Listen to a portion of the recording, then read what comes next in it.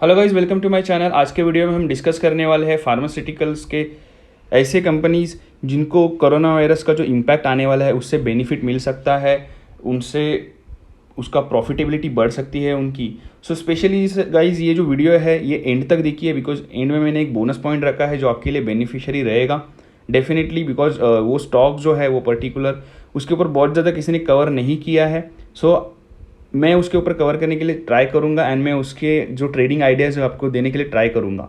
So first of all guys हम देख लेते हैं कि इंडियन फार्मास्यूटिकल सेक्टर जो है वो अभी करंट सिनेरियो में कहाँ पे खड़ा है। इंडिया का फार्मा सेक्टर जो है वो इंडिया के टोटल एक्सपोर्ट का चौथा ऐसा सबसे बड़ा सेक्टर है जो सबसे ज़्यादा एक्सपोर्ट करता है। अगेन दुनिया में जितने भी वैक्सीनेशंस यूज़ होते हैं उसका 50% मार्केट शेयर इंडियन मार्केट के पास है। यूएस के टोटल जो जेनरिक मेडिसिन्स जो यूज़ किए जाते हैं उसका 40% मार्केट शेयर इंडियन कंपनीज़ के पास है। देन यूके में जितने भी मेडिसिन्स यूज़ होते हैं उसका 25% मार्केट शेयर इंडिया के पास है। एंड और एक चीज़ ऐसी है कि इंडिया के अंदर फार्मास्यूटिकल्स कंपनीज़ का जो इंफ्रास्ट्रक्चर है वो बहुत ही अच्छा है, जो साइंटिस्ट है, देन जो रिसर्च एंड डेवलपमेंट होती है इंडिया के अंदर वो बहुत ही अच्छी तरह से होती है। हालांकि पूरे दुनिया में जो एड्स के रिलेटेड दवाई यूज़ की जाती है उसका 80% मार्केट शेयर इंडिया के पास है। सो इतना अच्छा हमारा R&D है। सो गाइस देख लेते हैं कि कौन सा ऐसे स्टॉक है कि जो इससे मतलब कोरोना वायरस का इम्पेक्ट से इनको फ़ायदा होगा या इनका बिजनेस बढ़ेगा, जिसका डेफिनेटली शेयर के भाव में भी ग्रोथ आएगी, शेयर भी बढ़ेगा। सो फर्स्ट जो स्टॉक मुझे लग रहा है बायोकॉन कंपनी का जो R&D है, देन बायोकॉन कंपनी के पास जो पेटेंट्स है ये अव्वल दर्जे के हैं। आफ्टर द सन फार्मा इनका सबसे बेस्ट R&D है एंड इनके जो पेटेंट्स है लगभग 180 से भी ज़्यादा पेटेंट्स है। देन सैंडोज जैसी कंपनी के साथ इनके टाइप्स है, इंटरनेशनल टाइप्स है। तो गाइज ओवरऑल कंपनी का जो वेटेज है बहुत ही अच्छा है। कंपनी वैसे छोटी है, वैल्यूएशन के हिसाब से ये 4th-5th मार्केट कैपिटलाइजेशन रखती है पूरे सेक्टर के अंदर। So guys first of all हम देख लेते हैं कि इसका मतलब एक बार ओवरलुक कर लेते हैं कि क्या है इस कंपनी के अंदर। गाइज फर्स्ट ऑफ ऑल देख लेते हैं कि बायोकॉन जो है वो किस इंडस्ट्री में है। तो बायोकॉन जो है वो बायोटेक्नोलॉजीज़ में बिजनेस करता है। Biotechnologies manufacturing and research and development में है ये। सो ये इंडिया का बायोटेक्नोलॉजी के अंदर का लीडर है। बायोकॉन इस टेक्नोलॉजी के अंदर लीडर है, सबसे बढ़िया कंपनी है, सबसे उम्दा इनका R&D है। जिस प्रकार इंडियन गवर्नमेंट का कहना है कि ये जो इंडस्ट्रीज़ है, बायोटेक्नोलॉजीज़ की इंडस्ट्रीज़ है, ये हर साल 30% से बढ़ेगी 2025 तक। जो अभी के टाइम पे ये इनका टोटल जो टर्नओवर है या टोटल बिजनेस जो है वो $30 बिलियन का है, जो बढ़ के लगभग $100 बिलियन तक चला जाएगा। सो अब गाइस आप समझ सकते हैं कि कितनी बड़ी ग्रोथ होने वाली है। एंड अगर बायोकॉन इस इंडस्ट्री के अंदर का लीडर है तो डेफिनेटली उसका भी पूरा होराइजन है, उसकी भी वर्टिकल्स है, उसमें गेन होगा, उनको उससे भी प्रॉफिटेबिलिटी मिलेगी। देन जिस प्रकार से एनालिस्ट जो है, ग्लोबल एनालिस्ट है, उनका कहना है कि इसमें जो शार्पली प्रॉफिट गेन होंगे, शार्पली ये मार्केट कैपिटलाइजेशन गेन करेगा। सो गाइज आप समझ सकते हैं कि ओवरऑल फंडामेंटली ये कंपनी है, ये स्ट्रॉन्ग है, जो हम आगे भी डिस्कस करेंगे इसके फंडामेंटल्स के बारे में। देन ऐसा लग रहा है कि जिस प्रकार ये पेंडेमिक का सिचुएशन क्रिएट हुआ है उसकी वजह से इनके जो मार्जिनिंग है वो भी बढ़ेगी। सो ये कुछ स्ट्रेंथ है बायोकॉन के। अभी हम वीकनेसेस के ऊपर एक बार ध्यान रख लेते हैं कि एक करंट प्राइस के वैल्यूएशन पे कंपनी वैल्यूएशन के हिसाब से बहुत महंगी लग रही है इस प्राइस के ऊपर। अगेन इसका जो पी है लगभग 50 के ऊपर है। सो ऐसा लग रहा है कि मतलब बहुत ही ओवर वैल्यूड है, बिकॉज इनके जो इंडस्ट्री का जो पी है 24-25 के नज़दीक चलता है। सो उसके हिसाब से इनका पी ऑलमोस्ट डबल से भी ज़्यादा है। सो ये एक ओवर वैल्यूड लग रहा है। एंड कंपनी जो है अपने डिविडेंड्स नहीं दे पाती है, ऐसा उसके हिसाब से भी अगर देखें जो दोज इन्वेस्टर डिविडेंड के लिए इसमें इन्वेस्ट करते हैं तो उनको उसका इतना फ़ायदा नहीं मिलता है। लेकिन अगर आप लास्ट 7-8 ईयर्स का अगर आपने इसकी प्रॉफिटेबिलिटी अगर देखोगे, मतलब अगर आपने 7-8 साल पहले अगर इसमें इन्वेस्ट किया है तो लगभग 300 to 400% का आपको इसके अंदर गेन मिला है। सो गाइस, कैपिटल गेन वाली कंपनी है ये, आपको रेगुलर इनकम वाली कंपनी नहीं है। अगर आप कैपिटल इंक्रीमेंट या कैपिटल गेन के लिए अगर इन्वेस्ट करना चाहते हो तो डेफिनेटली बायोकॉन बहुत ही अच्छा है। सो फर्स्ट ऑफ ऑल हम देख लेते हैं कि एस्टिमेट क्या है Y2M जो आने वाला है उसके लिए।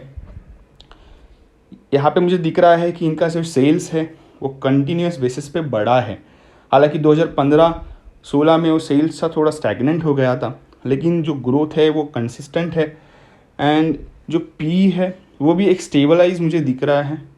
यहाँ पे EPS जो है वो भी एक स्टेबल होते हुए दिख रहा है। सो ओवरऑल गाइस, फंडामेंटली मुझे कुछ भी ऐसा नहीं लग रहा है जिससे आपको कॉशियसली व्यू लेना चाहिए इसके ऊपर। जो भी है स्टेबल है, अंडर कंट्रोल है। अगेन, ये कंपनीज के जो प्रमोटर्स है उनकी भी शेयर होल्डिंग इसमें कंसिस्टेंटली स्टेबल है। सो यहाँ पे भी कुछ दिक्कत नहीं लग रही है। चार्ट पे देखेंगे तो लाइफ टाइम हाई कंपनी ने कोट किया है। सो अगेन आप कहेंगे कि ये जो कंपनी इजीली पिक करने जैसी है, लेकिन जब भी कंपनी लाइफ टाइम हाई पे होती है सो वहाँ से फोरकास्ट करना बहुत ही डिफिकल्ट होता है कि कंपनी किस प्रकार टर्न अराउंड करेगी, या कंपनी का वहाँ पे प्रॉफिट बुकिंग आएगा या कंपनी वहाँ से नीचे आएगी। सो गाइज, मैं यहाँ पे आपको टेक्निकली अगर मैं देखूँ, टेक्निकली मुझे यहाँ पे जो कंपनी है वो ओपन स्काई में जाते हुए दिख रही है, जहाँ पे कुछ भी ऐसा दिक्कत नहीं है या कहाँ से करेक्शन आएगा वो समझ में नहीं आएगा। बट आप इस लेवल पे भी बायोकॉन के अंदर इन्वेस्ट कर सकते हैं। जिस प्रकार मार्केट कैपिटलाइजेशन है, जिस प्रकार मार्केट शेयर है, जिस प्रकार इनका वर्सेटाइल बिजनेस है, देन R&D के ऊपर ये काम करती है, तो कंपनी में बाय बन रहा है। यहाँ पे मेरे पास एक डेटा है जिसमें लगभग 20 एनालिस्ट ने इसके जो फंडामेंटल्स है, जो टेक्निकल्स है, उनकी स्टडी करके यहाँ पे एक पोल बनाया है, जिसमें अगर देखें तो आउट परफॉर्मेंस यहाँ पे निकल के आ रहा है। ऐसा लग रहा है कि स्टॉक जो है वो आउट परफॉर्मेंस करेगा, बिकॉज 20 में से 10 एनालिस्ट का कहना है कि इसमें बाय बनता है। देन 4 जन यहाँ पे जो है वो आउट परफॉर्मेंस दे रहे हैं और 2 होल्ड बता रहे हैं। हालांकि 3 यहाँ पे सेल भी बता रहे हैं, बिकॉज कंपनी अगर लाइफ टाइम हाई के ऊपर हो तो थोड़ी बहुत प्रॉफिट बुकिंग की भी व्यूज़ बनते हैं, क्योंकि कंपनी का जो पी है वो भी ज़्यादा है, EPS भी स्टेबल है। तो आप समझ सकते हैं कि जो एनालिस्ट है उनके 2 तरीके के दिखने होते हैं। सो उसकी वजह से 3 जन कह रहे हैं कि यहाँ पे सेल भी करना चाहिए। हालांकि इस सिचुएशन में, इस फंडामेंटल एनालिस्ट के वजह हिसाब से जो अभी सिनारियो चेंजेस हो रहे हैं फंडामेंटली, सो इसमें थोड़े से व्यूज़ चेंज हो जाएंगे। मुझे तो लगता है कि ऑलमोस्ट 20 में से 18 भी बाय की तरफ आ जाए, बिकॉज जो सिचुएशन क्रिएट हुई है, जो पैंडमिक इम्पेक्ट आया है। सो गाइज, क्या चैलेंजेस है या अपॉर्चुनिटीज़ है? डेफिनेटली इसमें अपॉर्चुनिटीज़ बहुत ज़्यादा है। कोरोना वायरस का जो इम्पैक्ट है ये इसके ऊपर रहने वाला है, इसके वजह से इनकी डिमांड भी बढ़ेगी। देन इनका जो R&D है उसमें भी थोड़े बहुत चेंजेस हो जाएंगे, जिससे इनको और बेनिफिट होगा। स्लो डाउन का इम्पैक्ट इनके ऊपर आने वाला है, बिकॉज थोड़ी सी लिक्विडिटी इशू हो सकती है एंड लॉकडाउन की वजह से इनको प्रोडक्शन में थोड़ी दिक्कत हो सकती है। जो मेरे सबसे इम्पॉर्टेंट रॉ मटेरियल्स है जो चाइना से आते हैं मोस्ट ऑफ द इंडिया के, तो वहाँ पे थोड़ा प्रॉब्लम हो सकता है। एंड जिस तरह से अभी सिचुएशंस क्रिएट हो रहे ग्लोबली, जो चाइना को साइड आउट करने के हिसाब से सब इकोनॉमीज सोच रहे हैं, तो डेफिनेटली यहाँ पे थोड़ा देखना होगा कि किस प्रकार वो वर्कआउट होगा। देन इनकी जो डिमांड है वो डेफिनेटली बढ़ेगी, हाई डिमांडेड हो जाएगा। सो देखते हैं, ये 2-3 चीज़ें हैं जिसका इनको बेनिफिट होगा या जो चैलेंजेस है। हमारा जो व्यू है इसके ऊपर, सो हमें ऐसा लग रहा है कि इसका जो सेल्स है वो भी बढ़ने वाला है। टोटल व्यू जो हमारा ये पॉजिटिव बन रहा है इसके ऊपर। देन मार्जिन जो है वो भी इम्प्रूव हो जाएगी। जो दिक्कत एनालिस्ट को लग रही है वो भी मुझे लगता है इम्प्रूव हो जाएगी यहाँ पे, जिस प्रकार गवर्नमेंट का भी इनको सपोर्ट मिल रहा है। देन उनका जो मार्केट शेयर है, बायोकॉन का मार्केट शेयर मुझे ऐसा लग रहा है कि बढ़ जाएगा। जो मार्केट शेयर अभी के हिसाब से चल रहा है उससे भी थोड़ा बढ़ जाएगा। सो ओवरऑल मैं इधर आपको होल्ड करने के लिए कहूँगा। मैं जो बाइंग अपॉर्चुनिटीज़ आपको बता रहा हूँ वो थोड़ी समझ लीजिए, मैं आगे बताऊँगा, लेकिन मुझे यहाँ पे होल्ड करना लग रहा है। एग्रेसिवली बाय अगर आपको करना है तो एक लेवल्स के ऊपर ही करना है, आपको एग्रेसिवली बाय इस करंट लेवल में नहीं करना है। सो मुझे बाय एक्शन यहाँ पे दिख रही है। मैं पोजिशनल कॉल यहाँ पे दे रहा हूँ जो 1 से 1.5 साल के लिए है, और इसमें आपको बाय करना है 360 के ऊपर बाई कीजिए। 300 रुपये का एक स्टॉप लॉस रहेगा, लगभग 20% का मुझे यहाँ पे एक स्टॉप लॉस लग रहा है। पहला टारगेट जो है यहाँ से 450 का मुझे लग रहा है, 30% का है। 470 दूसरा और 530 मेरा अल्टीमेट टारगेट है 1.5 साल के अंदर। मुझे लगता है कि कंपनी आउट परफॉर्म कर देगी एंड डेफिनेटली ये आपको प्रॉफिटेबल बनाएगी। चलिए गाइज, आगे वाला स्टॉक देते हैं। इसके आगे कौन सा स्टॉक है जिसमें आपको इन्वेस्ट करना चाहिए इस करंट सिनारियो के अंदर? डेफिनेटली फार्मा सेक्टर की सबसे बड़ी कंपनी, दुनिया की 5वीं सबसे बड़ी कंपनी सन फार्मा। हाँ, इसमें ही आपको इन्वेस्ट करना है। अगेन, अगर आपके पास 100 रुपये है तो मैं उसमें से 40 रुपीज़ जो है वो मैं बायोकॉन में इन्वेस्ट करने के लिए कहूँगा, 60 रुपीज़ में सन फार्मा में इन्वेस्ट करने के लिए कहूँगा। रीज़न ये है कि कंपनी का जो EPS है, कंपनी का जो PE है वो स्टेबल है एंड जो अंडर कंट्रोल है। सो गाइज, एक बार देख लेते हैं कि किस प्रकार इसका स्ट्रेंथ एंड वीकनेसेस है। सन फार्मा जो है, जिस तरह से मैं आपने कहा, अभी 5th लार्जेस्ट कंपनी है, इंडिया की सबसे बड़ी कंपनी है। एंड इसका जो बिजनेसेस है एक्चुअली R&D में भी ये है। R&D बहुत ही अच्छा है इनका। देन प्रोडक्ट लाइनअप है वो भी बहुत ही बड़ा है, generic medicines, then specialist medicines, इसके अंदर इनका बहुत ही ज़्यादा होल्ड है।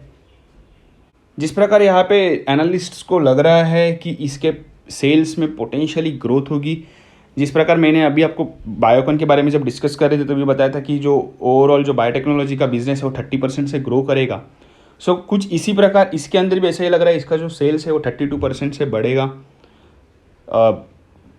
2022 तक इसका ये ग्रोथ फोरकास्ट यहाँ पे आ रहा है एनालिस्ट के तरफ से। सो गाइज, यहाँ पे एक अच्छी चीज़ ये है कि ये जो रिसर्च रिपोर्ट जब बना था, ये बिफोर पैंडमिक इफेक्ट बना था, तो आप समझ सकते हैं कि इसके अंदर मतलब कोरोना के जो इम्पैक्ट है वो अभी तक इसके अंदर नहीं दिख रहे हैं। सो मुझे ऐसा लग रहा है कि लगभग एक 40 to 45% की इनके सेल्स के अंदर ग्रोथ आ सकती है। देन कंपनी का जो है मार्जिन्स भी बढ़ेंगे ऐसा लग रहा है। हालांकि फार्मा सेक्टर के जो मार्जिन्स होते हैं वो बहुत निश होते हैं, बहुत ही कम होते हैं, बिकॉज इनके जो बिजनेसेस है, जैसे कि इनकी अगर एक छोटी सी टैबलेट है जो 2 रुपये में मिलती है, सो उसके अंदर कितना मार्जिन निकलेगा, एंड उसमें भी अगर करोड़ों का भी सेल्स होता है, सो बिजनेस जो है बहुत निश होता है। लेकिन जिस प्रकार अभी सिचुएशंस क्रिएट हुए, जिस प्रकार इमरजेंसी क्रिएट हुई है, मेडिकल इमरजेंसी क्रिएट हुए हैं, एंड अभी कभी तक चलेंगे वो हमें मालूम नहीं है। So this is a right time to invest in such a big companies. इतने कम वैल्यूएशन में अगर मिल रहे हैं तो डेफिनेटली आप इसके अंदर इन्वेस्ट कर सकते हैं। देन अगेन, सन फार्मा का जो फंडामेंटल्स हैं वो स्टेबल है, जो फाइनेंस है वो एकदम स्टेबल लग रहा है। देन यहाँ पे मोस्ट ऑफ द एनालिस्ट है जो बाय करने के लिए या ओवरवेट की रेटिंग्स दे रहे हैं एनालिस्ट, फंडामेंटल एनालिस्ट को यहाँ पे बहुत ही अच्छी यहाँ पे ग्रोथ आते हुए दिख रही है। अगेन, सन फार्मा जो है वो 401 रुपये के ऊपर पॉजिटिव है, जो अभी फ़िलहाल वो कोट कर रहा है। सो अभी पॉजिटिव टेरिटरी में वो कोट कर रहा है। अगेन, मैं एक आगे जब हम टेक्निकल एनालिसिस के इसमें डिस्कस करेंगे तो मैं आपको बताऊंगा कि एक छोटा सा रेजिस्टेंस है जो आपको ध्यान में रखना ज़रूरी है। इसके वीकनेसेस के ऊपर हम अभी बात करेंगे एक बार। सो वीकनेसेस जो है, अगेन, जो जिस प्रकार वीकली डेटा बन रहा है, ये स्टॉक्स जो है ये ओवरवेट हो गए हैं वीकली चार्ट के अंदर। सो ये तो होना ही था, बिकॉज जिस प्रकार लास्ट एक महीने में जो ग्रोथ हुई है उसकी वजह से ऐसा लग रहा है। देन इसका जो पी है लगभग 27 के नज़दीक है। सो मैं जिस प्रकार का इसका पी थोड़ा कम है। देन अगेन, जो most of the pharma companies की दिक्कत होती है कि इनका डिविडेंड डिस्ट्रीब्यूशन जो होता है वो बहुत ही कम होता है इनके बिजनेसेस के हिसाब से। एंड अगेन कह सकते हैं कि इनकी जो वैल्यूएशन है वो प्राइस टू बुक वैल्यूएशन के 4 से 5 टाइम्स टू 4 टाइम्स है।